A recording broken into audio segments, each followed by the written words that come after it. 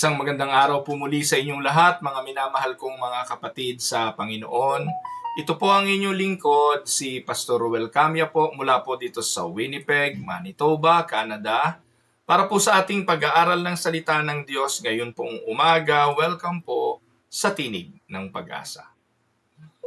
Ang ating pong pag-aaral, again, ay continuation ng ating pong topic series sa Book of Acts at nasa chapter 20 na po tayo ngayon. Ang ating pong pag-aaralan ay verses 1 to 12 ng Acts chapter 20. Samahan niyo po ako at atin pong basahin ang pag-aaral na pinamagatan po nating strengthened by the word, sustained by God's power. Ganito po ang sinasabi ng mga talata. When the uproar had ended, Paul sent for the disciples and after encouraging them, said goodbye and set out for Macedonia. He traveled through that area, speaking many words of encouragement to the people, and finally arrived in Greece, where he stayed 3 months, because some Jews had plotted against him just as he was about to sail for Syria. He decided to go back through Macedonia. He was accompanied by Sopater, son of Pyrrhus, from Berea, Aristarchus and Secundus from Thessalonica, Gaius from Derbe, Timothy also, and Tychicus and Trophimus from the province of Asia. These men went on ahead and waited for us at Troas. But we sailed from Philippi after the festival of unleavened bread, and 5 days later joined the others at Troas, where we stayed 7 days. On the first day of the week, we came together to break bread. Paul spoke of the people, and because he intended to leave the next day, kept on talking until midnight. There were many lamps in the upstairs room where we were meeting. Seated in a window was a young man named Eutychus, who was sinking into a deep sleep as Paul talked on and on. When he was sound asleep, he fell to the ground from the 3rd story and was picked up dead. Paul went down, threw himself on the young man, and put his arms around him. "Don't be alarmed," he said. "He's alive." Then he went upstairs again and broke bread and ate. After talking until daylight, he left. The people took the young man home alive and were greatly comforted. Pagpalain nawa ng Panginoong Diyos ang pagkabasa at pagkadinig ng kanyang mga banal na salita na sa araw na ito'y ating pagbubulayan. Mga kapatid, ang kasaysayan sa Acts 20:1 to 12 records one of the most unusual but deeply encouraging moments in the life of the New Testament. Isang lalaking ang pangalan ay Eutychus nahulog sa may bintana na naging dahilan ng kanyang kamatayan. At subalit, sa pamamagitan ng kapangyarihang ng Diyos, siya ay muling nabuhay. But this passage is far more than an accidental tragedy. Ito po'y naging pintuan o bintana upang si Apostol Pablo at ang iglesia ay magpatuloy. Paul's heart for the church, the centrality of the scripture, and the sustaining power of God is very much evident sa atin pong mga talatang binasa. Kaya samahan po ninyo ako at ating pagbulay-bulayan, verse by verse, ang atin pong topic ngayong umagang pinamagatang strengthened by the word, sustained by God's power. Let us go to verse 1 of Acts chapter 20. When the uproar had ended, Paul sent for the disciples and after encouraging them, said goodbye and set out for Macedonia. Alam natin na nangyaring riot kahapon doon sa Ephesus na ating tinalakay sa Acts chapter 19. So ano po ang ginawa ni Pablo pagkatapos na mapatigil ang riot na ito noong pinuno ng gobyernong Roma. So after the riot in Ephesus, Paul immediately na po, instinct ay ang pastoral care. He encourages the believers before leaving, showing that the church's spiritual strength was more important than his own safety. Sa halip na magmadaling umalis at lisanin ang Epeso dahil sa kaguluhang nangyayari doon, ay nakita nating mas minarapat ni Pablong i-encourage muna ang mga kapatid na po bago niya lisanin papuntang Macedonia. Paul sent for the disciples and after encouraging them, said goodbye. So ito po ay isang karakter, palatandaan ng isang mahusay na tagapanguna. Hindi ko po sinasabing talagang parang na tong si Pablo nagpapakamatay na. Or itong si Pablo ay talagang suicidal. Hindi po. Talaga lang humbuo ang kanyang pagtitiwala na hanggat siya'y buhay, hanggat meron siyang taglay na hininga, susundin at tutuparin niya kung anong ipinapagawa sa kanya ng Panginoon. At ang layunin, hindi lang mangaral ng salita ng Diyos, kung hindi patuloy na maging courage sa kapwa, mga kapatid sa pananampalataya. So he encourages the believers before leaving. Ito po yung sa biblical perspective ay nagre-reflect ng God's commitment to preserve His people. At ang Diyos, kapag pinili tayo sa Kanyang pagliligtas, hindi lang tayo ililigtas, isusustain niya tayo sa pamamagitan ng Kanyang biyaya, gagamit siya ng mga taong magpapalakas sa atin. Tandaan ninyo mga kapatid, sa inyo pong journey sa pananampalataya, lagi ninyong makikitang may mga taong ginagamit sa buhay ninyo. May mga taong hindi man ninyo tinawag, hindi man ninyo hiniling, ay ibinibigay ng Diyos for your spiritual growth and for your spiritual journey.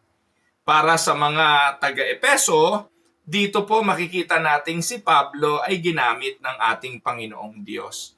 At naging encouragement siya at naging tagapagpalakas ng kanilang kalooban. So ang Diyos, meron siyang ibinibigay na means of grace. At yung mga means of grace na yon ay ang salita ng Diyos at ang mga tumutugon na mga tagapangaral ng salita ng Diyos. Kaya kinukonsidera natin yung mga preacher, yung mga encouragers, yung mga ipinapadala ng Diyos sa atin bilang mga mangangaral ay biyaya ng Diyos. Amen? Kaya tandaan natin, kung meron man tayong mga ipinagpapasalamat sa buhay, hindi lang yung mga provision ng material na bagay. Hindi lang yung mga nagsosustain sa ating mga pisikal na kalagayan. Dapat nyo ring purihin ng Diyos at dapat nyo rin siyang pasalamatan kapag nagpapadala siya ng mga mangangaral. Kasi yung mga taong ipinapadala sa inyo ng Diyos saan mang paraan ay nagiging instrumento para kayo paalalahanan, para kayo palakasin at bigyan ng mga aral ng ating Diyos. They are also considered to be a grace from God. Kaya kapatid, sino-sino ba yung mga biyaya ng Diyos sa buhay mo? Ano-ano ba yung mga biyaya ng Diyos na tinatanggap mo on a regular basis? Kung meron kang bawat araw ay may patak ng salita ng Diyos na dumadaloy sa iyo, na napapakinabangan mo sa iyong journey, sa iyong spiritual growth, tandaan mo, biyaya yun ng Diyos katulad ni Pablo. At dapat mo yung pasalamatan.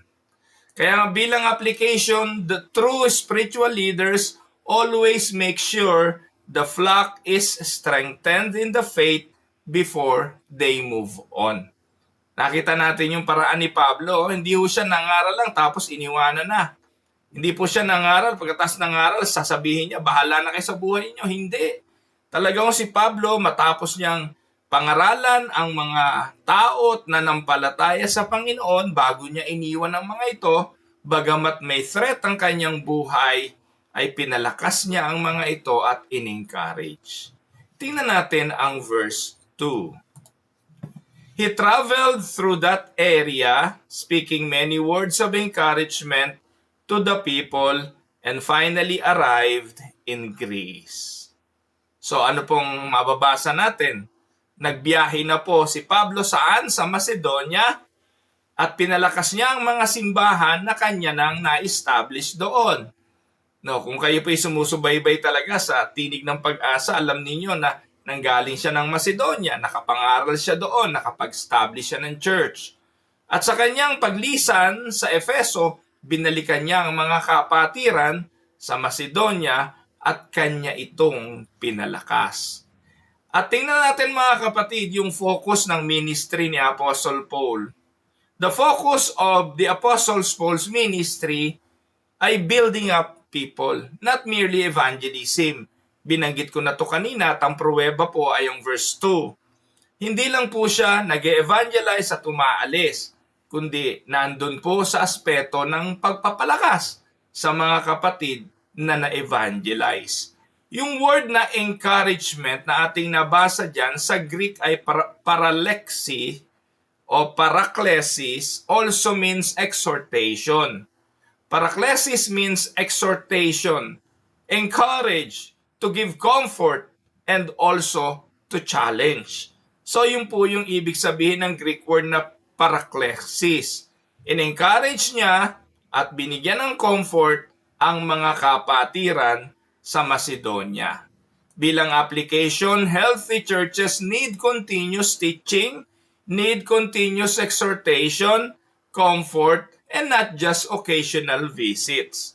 Tandaan, sa bawat linggo na ang mga kapatiran ay pupunta sa pananambahan para umattend o dumalo, hindi lang dapat silang ma-entertain na siyang ginagawa ng maraming simbahan ngayon. Ang palatandaan ng healthy church ay continuously receive the teaching, the exhortation of the word, and the comfort that the words brought them. Mahalaga yon. Importante ang salita ng Diyos, ang purong mensahe ng salita ng Diyos at hindi mga kwento, mga patotoo ng kung sino-sino. Importante ang Word of God. And the Apostle Paul, sa kanyang mga biyahe, sa lahat ng kanyang pinupuntahan, ang sabi diyan, he speak many words of encouragement to the people. So yun po yung kanyang ginagawa. Let us go to verse 3 of chapter 20. Nagstay siya noon ng 3 months because some Jews had plotted against him just as he was about to sail for Syria. He decided to go back through Macedonia. So again, dito po sa mga talata, persecution arises. So every time na mayroong pangangaral ng Ebanghelyo, hindi nawawala ang persecution. Every time the word as the seed spread, ano pong nangyayari? Katulad nung parable of the sower, yung mga ibon, yung mga kaaway, ay pinipilit na ang buto o ang binhi ay hindi makasibol. At ginagawa po ito sa pamamagitan ng mga pangaharas or persecution. So Paul, anong ginawa niya? Changes his travel plans because of the plot. At ano ipinapakita rito? Natakot ba si Paul kaya siya nagbago ng travel plans? No. That is wisdom. Hindi takot ang nagtulak sa kanya to cancel or to change his travel plan. Kundi ito yung wisdom na ibinibigay ng Panginoon. Minsan ito po yung nakakalungkot doon sa mga nasa Pentecostal at charismatic side eh. Lagi na lang ginagamit yung katagang by the name of Jesus, by the power of Jesus, pero in reality ay ginagamit nila ito ng walang ng wala sa katinuan, wala sa ayos. Binigyan tayo ng Panginoon ng isipan to operate on the ministry. Binigyan tayo ng wisdom para logically ay i-assess kung anong kalagayan. Ikaw ba kapatid, alam mong walang preno ang sasakyan, idadrive mo pa ba ito? At sasabihin mong hindi, bahala si Lord. Siya ang mag-iingat Alam mo nang walang preno tapos ganun pa rin ang gagawin mo. Walang logic yon. At yun po'y isang reckless na pagpapasya. Alam na ni Pablo na merong plot to kill him, so what he did, he changed his plan. Hindi po siya katulad ng ibang pastor, hindi, kung patay, patay. Hindi, kahit na mamatay, lalakad pa rin ako. Iingatan ako ng Panginoon. Wala pong question doon. Pero the fact na binigyan ka na ng Diyos ng wisdom to assess na merong banta, ipagpapatuloy mo pa rin ba? So here, Paul avoids a danger not by doubting God, but by trusting God, that God works through ordinary means. And that include wise decisions. Tama po ba? Ang pagpaplano ay karunungan din ng Diyos. Ang pagbabudget ay karunungan din ng Diyos. If you are planning to build a house, ayon po sa Biblia, hindi ka naman basta magtatayo nang wala kang budget, nang wala kang pagpaplano. Pag hindi natapos yun, di pagtatawanan ka lang. Yun ang sabi ng Bible. Ganon din naman yung lahat ng layunin at lakad sa pagmimisyon. Meron ba namang nagmisyon ng basta na lamang bumanat ng walang plano? Hindi ganon si Paul. Kung titingnan natin, bagamat ipinagkakatiwala ni Paul ang kanyang misyon at ang gawain sa Panginoon, lagi siyang may plano. At kung may mga nakakarating na balita na may banta, iniiwasan niya ito sa patuloy na pagtitiwala na ang mga bantang yon ay ibinigay ng Diyos upang maiwasan niya na. Amen po ba mga kapatid? So, even wise decisions, ito po'y ordinary means of God's grace working in the life of the apostles. Huwag nating kakalimutan, faith is not recklessness. Faith is obeying God while walking wisely. Amen? Na po? Bagamat alam natin mga kapatid na talagang kailangang ipangaral ang salita ng Diyos. Kailangang makarating sa kabilang pangpang ang salita ng Diyos. Pero kung ang ilog ay rumaragasa at walang kakayahang makatawid, hindi ka tatawid doon at lalangoy at sasabihin mong hindi, kaya akong iligtas ng Diyos, kailangan akong makarating sa lugar na yon. That is not faith, that is recklessness. At sa halip na mangyari yung kalooban ng Diyos, sinunod mong katigasan ng ulo mo, minsan sa katigasan ng ating mga ulo, hindi nasusunod ang kalooban ng Diyos sa atin. Hindi dahil nag-fail ang Diyos, kung hindi tayo ang naging failure. Amen po ba mga kapatid? And in the ministry, many of the blunders ng mga ministries, hindi naman dahil walang resources, hindi naman dahil hindi magaling yung pastor, maaaring napakahusay nga, magaling nga, matapang, pero hindi naman marunong sumunod. Napaka-reckless. Minsan, nagiging dahilan din ito para hindi matupad yung kalooban ng Diyos sa kanyang mga lingkod. But nevertheless, alam natin, ang salita ng Diyos hindi babalik ng walang kabuluhan. Now let us go to verses 4 and 5.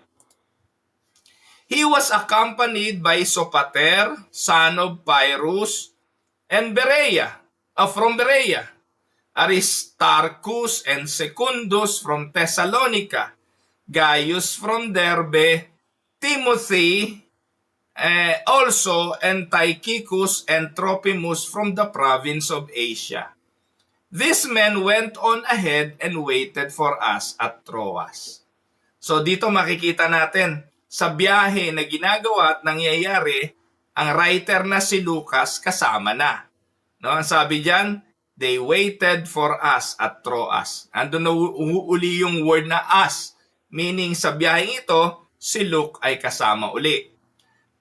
Sa verses 4 and 5, mababasa natin ang list of Paul's companion accompanies him to Troas.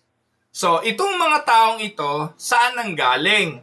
Makikita natin ang bawat isa sa kanila representatives from various churches na na-establish ni Paul. Hindi malinaw kung anong dahilan ng pagpunta ng mga taong yan, pero ayon po sa unang Korinto 16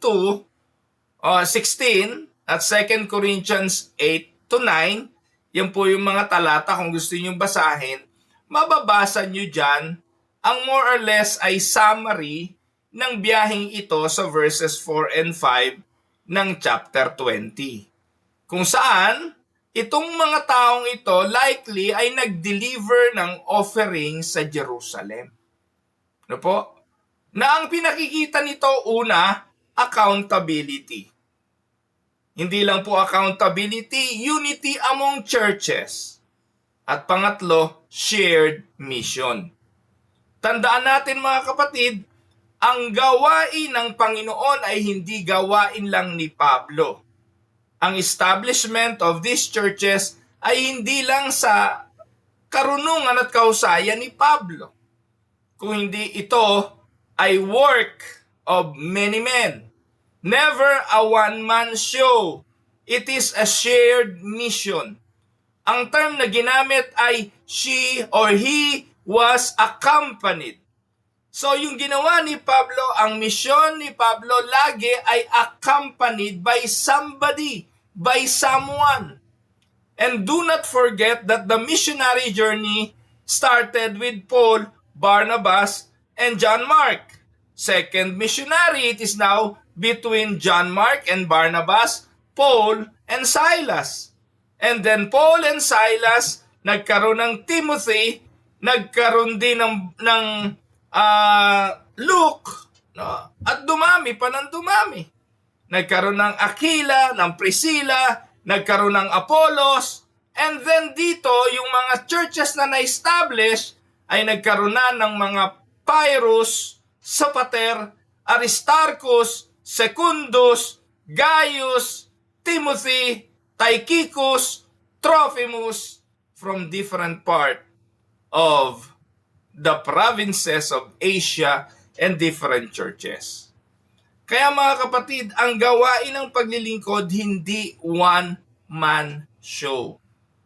The early church models plurality of leadership, plurality and mutual submission. Kaya nga yung Presbyterian Church, government, no? Kaya yung amin pong form of government sa Unida Christian Church ay Presbyterian in nature, merong plurality of leadership. Never at never nangyari na ang pastor lang ang nasusunod. Sa mga pagpapasya, katuwangang mga elders, mga deacons at ang mga iba't ibang kapisanan sa mga desisyon, sa pagpaplano at sa pagbabudget. Yung mag-aakusa na ang aming simbahan, ang nasusunod lang ay si Pastor Ruel, isa lang ibig sabihin nun, hindi po kayo kabilang sa aming simbahan. Dahil kung kabilang kayo sa aming simbahan, alam ninyo na hindi kami nag-ooperate ng ganon. Bagamat ang inyong lingkod ang madalas na nasa muka ng Winnipeg Unida at madalas ay nagre-represent nito, pero pagdating sa mga desisyon, it is never a one-man show. Alam yon ng lahat ng kaanib at alam yon ng mga leaders ng Winnipeg Unida Christian Church. And so it is with Unida Christian Church of Canada. Sa Canada ngayon, meron kaming 8 churches at may mga mission points na we are planning to establish also pa sa mga darating na panahon. But it is never a decision of one man alone. It is never alone the decision of our chairman, si Pastor Ruben Del Rosario, o ang inyong lingkod bilang bishop ng Unida Christian Church of Canada. Our decisions are based on our annual assembly and whatever the assembly planned, discussed, budgeted, yun lang po yung aming ipapatupad bilang mga tagapanguna.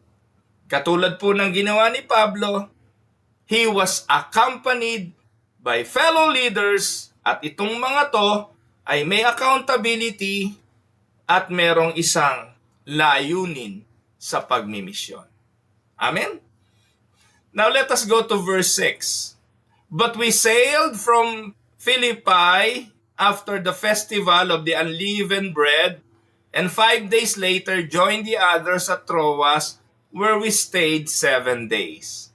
So Luke uses the word we, showing he rejoined the Apostle Paul. So their timing around Passover indicates Paul still respected the Jewish calendar.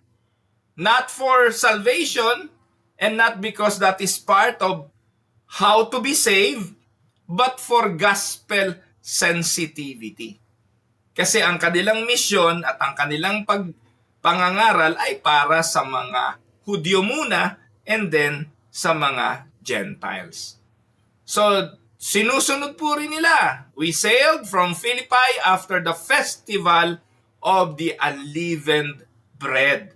Bagamat sa mga mananampalataya, hindi na natin sineselebrate yung mga Jewish calendar na yan, pero sa pangangaral ni Pablo, sinamantala nila yung mga ganyang okasyon para maipangaral pa rin ang Ebanghelyo. Sabi nga, Christians are free in Christ, yet should be considerate of cultural context for the sake of evangelism. Again, for the sake of evangelism, the Apostle Paul looked and their companion considerately, considered the cultural context of the Jewish calendar. Amen? Now, verse 7. On the first day of the week, we came together to break bread. Paul spoke to the people, and because he intended to leave the next day, kept on talking until midnight. Mga kapatid, huwag niyo ipagkamali ang mga talatang ito na dapat ang sermon ay laging mahaba. Minsan ginagamit yan ng mga pastor para magpahaba ng sermon. Si Pablo nga hanggang kinabukasan nangaral Pero huwag niyo kalimutan, kaya naman siya nangaral ng ganyang kahaba kasi aalis na siya bukas. So, ibig sabihin yan, talagang huling mensahe. So, sinagad. Pero di nangangahulugan na yung norm. Na yan ang norm na dapat mahaba ang sermon. In fact, sa kahabaan nga niyan, may incidenting nangyari dyan Pero atin munang titingnan sa verse na yan ang mga extremely important. 1. The church gathers on the first day. On the first day of the week. Ano ba yung first day of the week? Sunday yan. So dito po makikita natin na yung pattern of worship na dati Saturday, Sabbath, ngayon ay Sunday na, the Lord's Day. This becomes the pattern for Christian worship. Kapag narinig natin yung they gather together to break bread, ibig sabihin yan ay worship yan. At sila'y nagtipon-tipon, first day of the week, to worship the Lord. Kaya kung may magtatanong, bakit nag-shift nung Saturday from Saturday to Sunday? Kasi nga, ang isineselebrate ngayon, yung resurrection. Kinonsider yon to be the Lord's Day. At meron ng pattern. Sa Acts 20 verse 7, yung mga churches na nai-establish, ganun na sila nagtitipon. Amen? Ano ang sabi? Sa talata ng verse 7, point number 2, they meet to break bread and Lord's Supper. So yung worship centers on the word, breaking of the bread, preaching, and sacrament. Kaya mahalaga na nandun yung dalawang elementong yan sa pananambahan. Breaking of the bread and Lord's Supper. And third, Paul talked with them until midnight, preaching and teaching. So the church is fed primarily through the ministry of the word. Kaya ito po yung binigyan ng malalim na emphasis dito. Sa mga pananambahan, ang pinaka-importante sa lahat ay ang pangangaral ng salita ng Diyos. Kung may kantahan man, sekundaryo yun eh. Kung may mga nagpatotoo, wala nga dyan eh. Kung meron pang ibang mga ginagawa tulad ng sayawan, lundagan, wala niyan dyan. Hindi kasali yun sa isang matino na pananambahan ng iglesia. Sa paglipas ng mga panahon, napadagdag lang ang mga ito. Ngayon, dumami na, naging propaganda, naging programa, naging entertainment. Ang umiiksi ngayon ay yung pangangaral ng Ebanghelyo. Huwag nating kalimutan, the marks of a true church, pure preaching of the word, right administration of the sacrament, and church discipline. Lahat ng yon present dito. Ulitin ko, ang marks of a true church, pure preaching of the word, right administration of the sacrament, and church discipline. Saan natin makikita yung church discipline dyan? Puntahan natin ng verse 8 ng chapter 20. There were many lamps in the upstairs room where we were meeting. So dito, binigay ang detalye. These details help explain the environment. The crowd filled the room. Ibig sabihin, ano tawag doon? Standing room. The room is crowded. The room is warm and filled with lamps. Lamps burning oil. At yung mga lamps, burning oil na yan, ang sabi, there were many lamps. Bakit sinabi pa yan? Kasi may detalyeng mahalaga yan. Naka-attend na ho ba kayo ng isang pananambahan na perok-perok lang?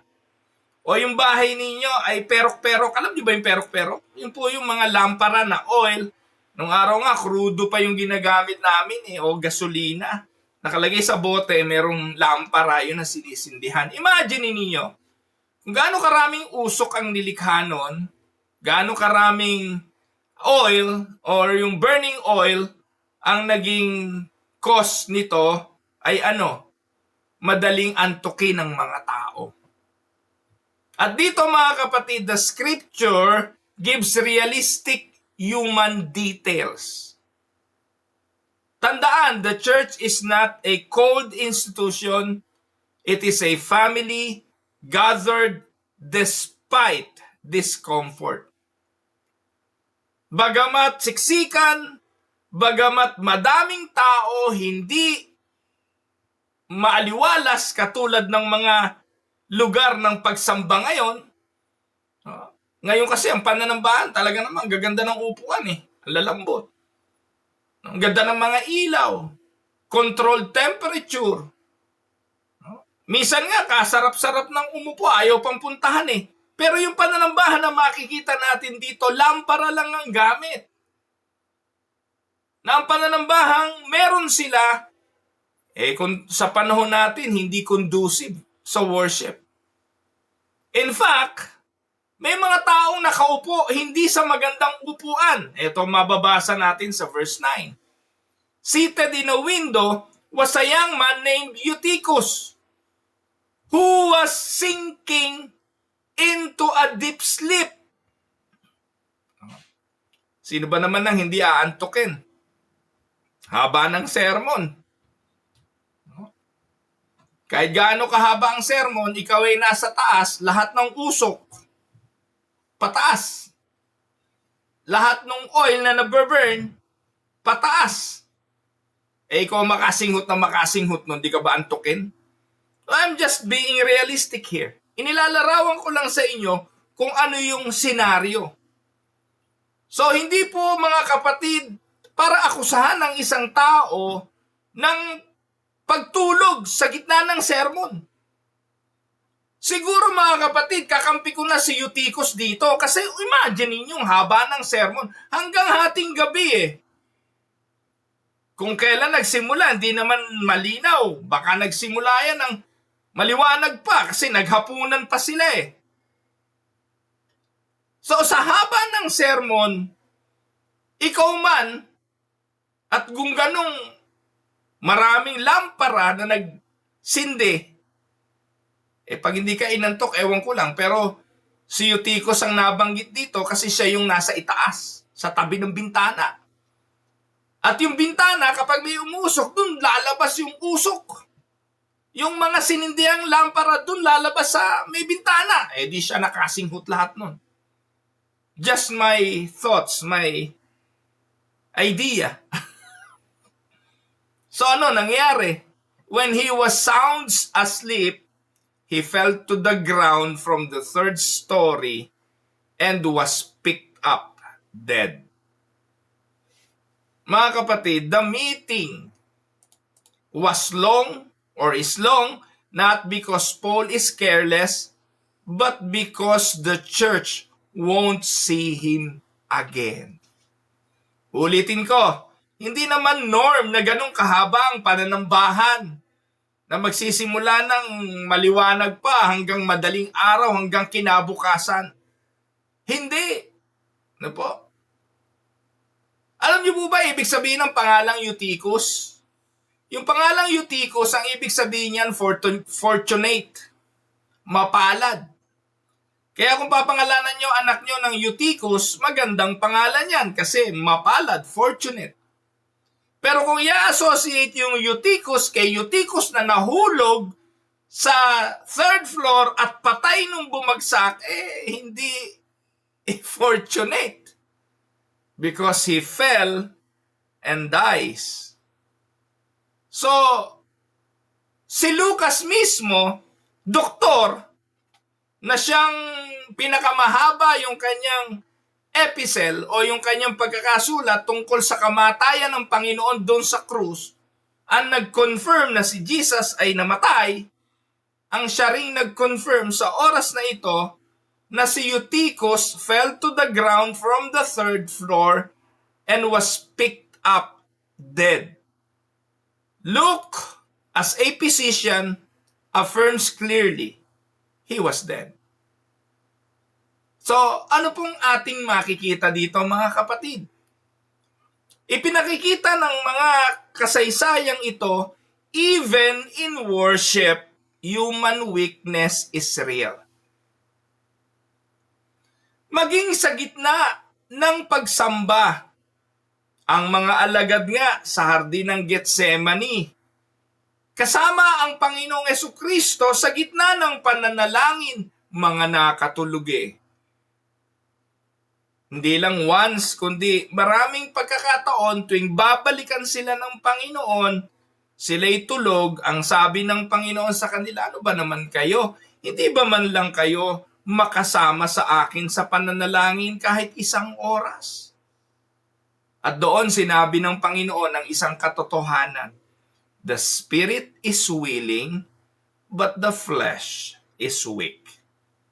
The reality na minsan sa pananambahan, gustong-gusto naman nating makinig Pero kung bago ka pumunta sa pananambahan, ikay puyat na puyat the following night o the other night, talagang ipagheheli ka ng antok niyan. Nanood ka ng Netflix, nanood ka ng Korean novela, nanood ka ng pelikula, inaabot ka ng hating gabi, tapos kinabukasan, sisimba ka, ano aasahan mo? Gusto nga ng espiritu mo na nandun ka, pero ang katawan mo mahina.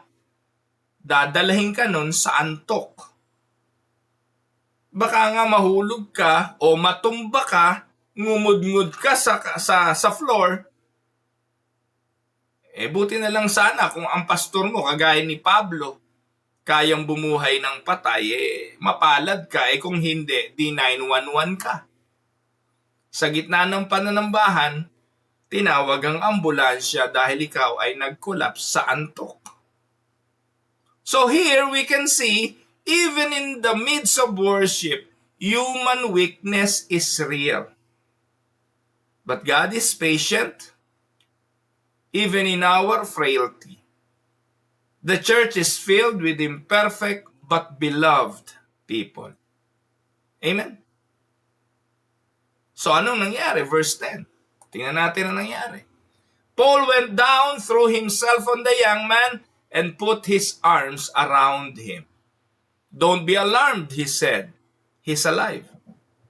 So here, Paul embraces the boy, echoing Elijah and Elisha raising the dead. The power did not come from the Apostle Paul, but from God who gives life.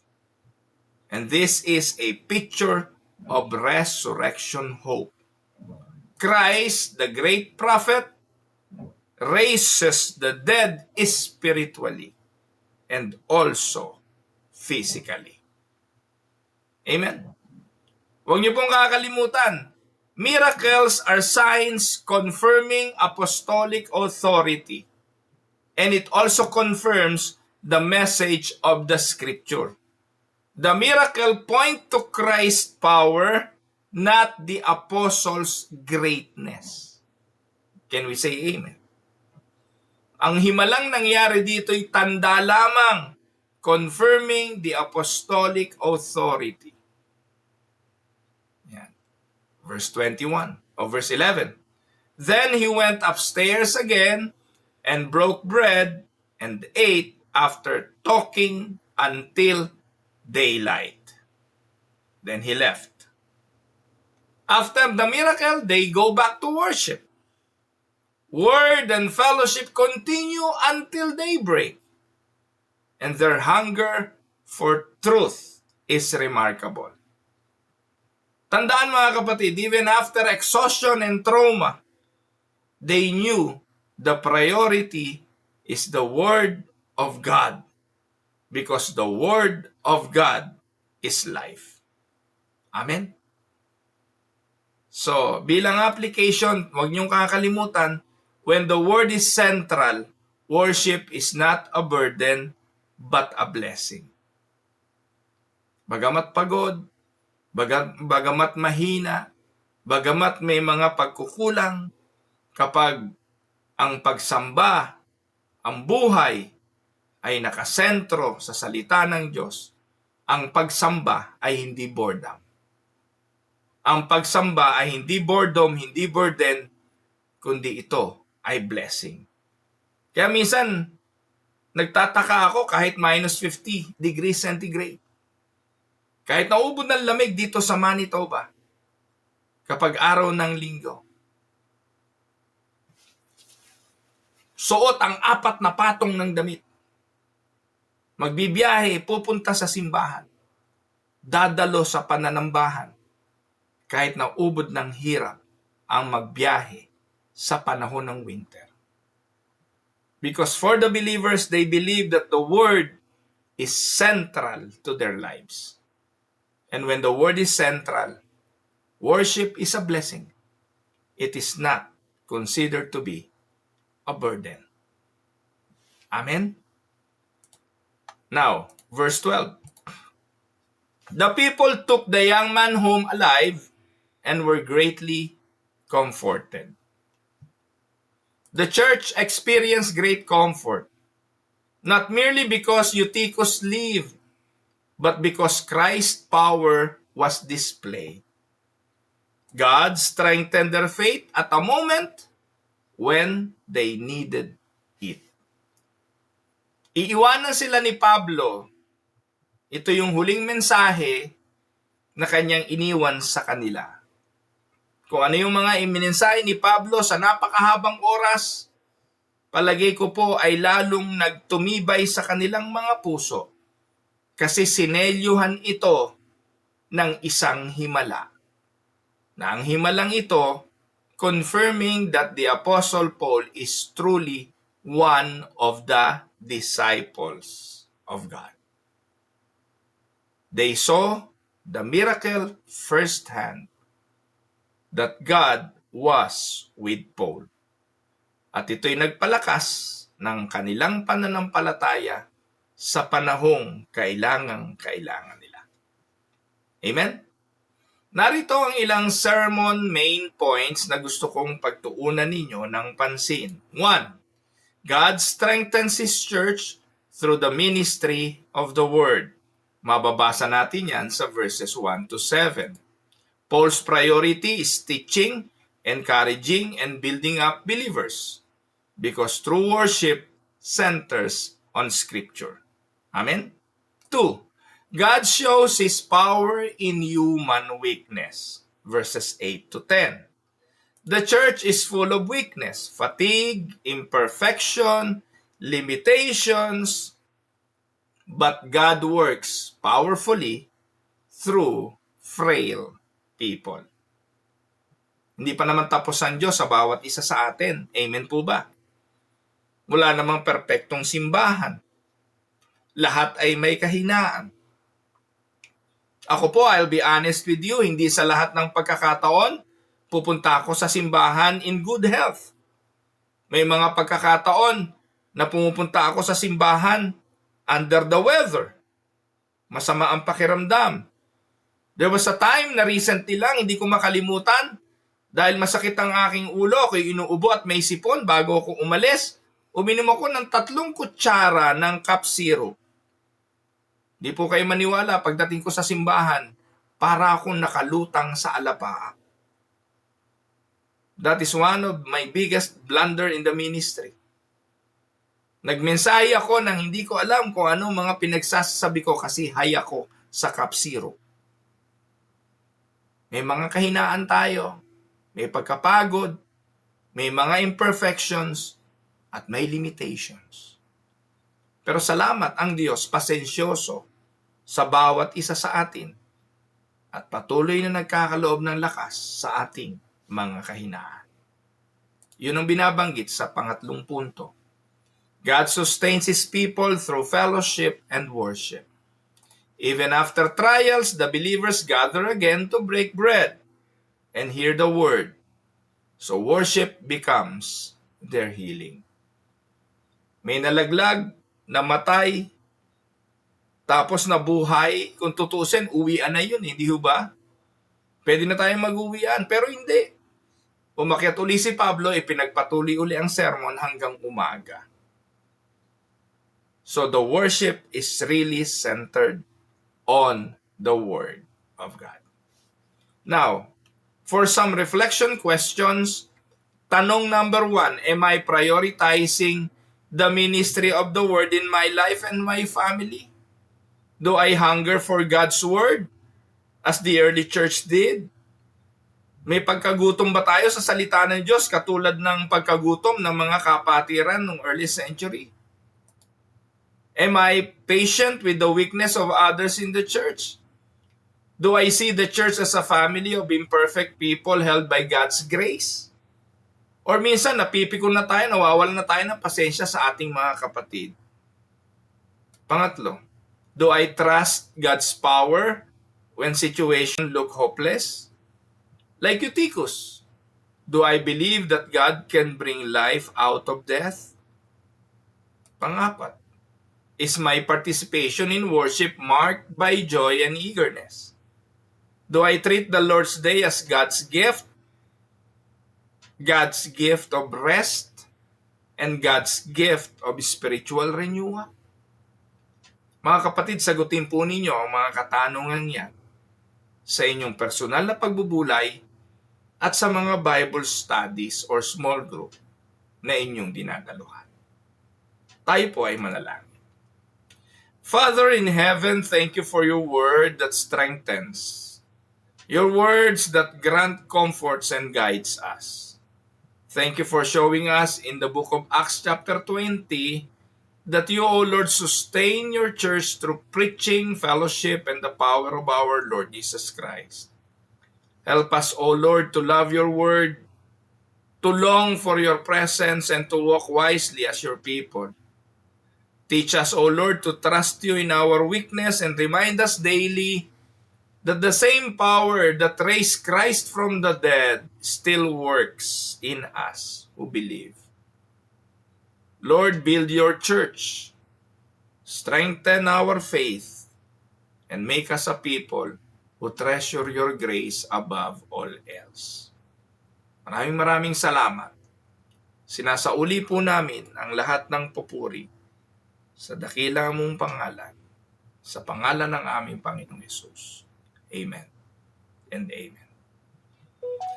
Happy weekend everyone! Ito po ang inyong lingkod, si Pastor Ruel Camia po, mula po dito sa Winnipeg, Manitoba, Canada. para sa ating pag-aaral ng salita ng Diyos ngayong umaga dito po sa Tinig ng Pag-asa.